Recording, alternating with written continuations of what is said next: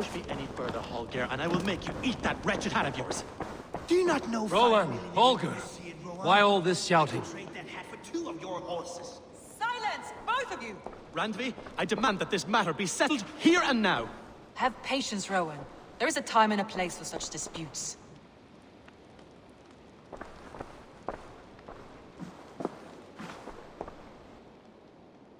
Eivor, thank Tyr. I heard shouting. Is something wrong? Holger robbed me, and I demand he be punished. Ha! Robbed is a pointed word. Does the deer rub the stream when she takes a drink? Does a cow rub a field when he crops on sweet grass? Eivor, this matter requires sensitive judgment. Will you?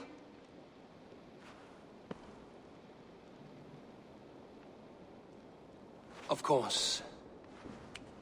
From the beginning, please. Well now, there's no excuse too small, I see. Nothing to keep you from coveting that seat, is there? In Sigurd's absence, who has better claim to oversee these disputes? You might leave them to work it out for themselves, but that would mean letting go, would it not?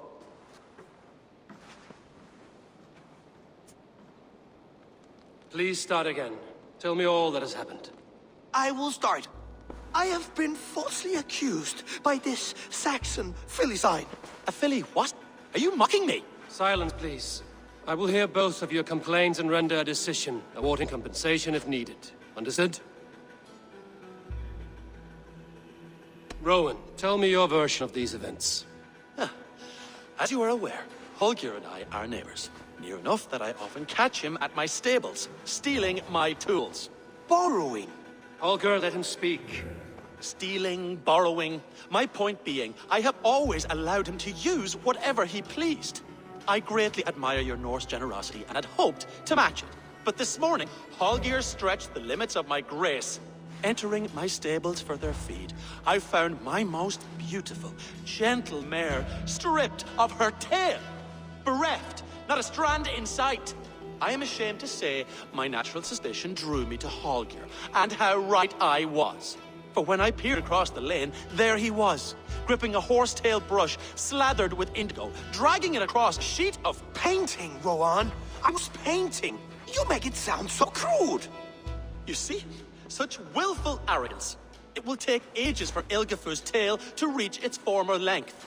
I demand compensation. I understand. Thank you, Rowan. Holger, let me hear your side. Eivor, you have known me as a skald for years. You have seen how my poems bring life and joy and wisdom to our people. And you know that my work requires a certain, let us say, freedom.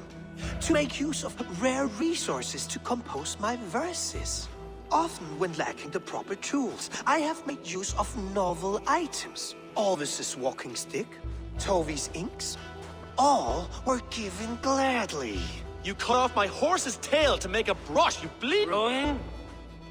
As I was saying, this morning, in the throes of poetic reverie, I realized that my latest piece required delicate brushwork. I could have used a frayed stick, some cloth, my hands, but no. I needed something gentler, softer. To make a perfect brush, I needed the fine hairs of a well-raised horse. And so I availed myself of a local resource. You clipped Alfgafur's tail to the rump without asking. It was early. I did not wish to wake you. Thank you, Holger. I believe I understand your position. I believe I have heard enough. If you will... My horse looks like a fool, Eivor. No handsomer than a donkey now. You must do something. Do not conflate hair with beauty, Rowan. She remains radiant. Elgifur's hair will grow back in no time. Quiet, both of you. Now listen.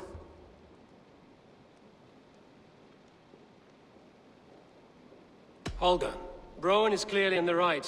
You sheared the tail from his horse without gaining permission. I borrowed the tail. Borrowed! Does the reality of regrowth not make this a victimless crime? It is a two-victim crime, Holger.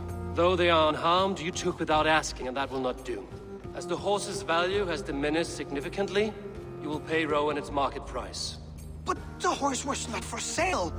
Rowan, admit it. My decision is final, Holger. Pay what you owe, and meet tomorrow as friends. And if I do, may I keep the horse? Pay the man and be done with it. Rowan, does this satisfy you? It does. Thank you, Eivor.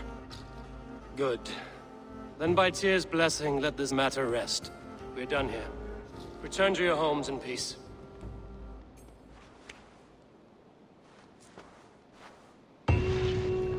Would you allow me to pay you with a vibrant painting? After all, in some ways, you helped in its creation. Absolutely not. Silver is the only color I wish to see from you.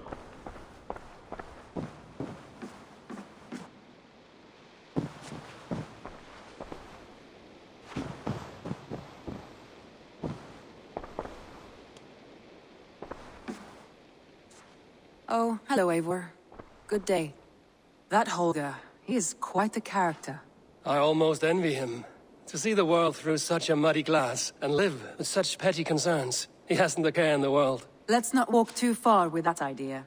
I need you right where you are. East Anglia is with us. King Oswald has pledged his loyalty to us. Eivor Kingmaker, we shall call you soon.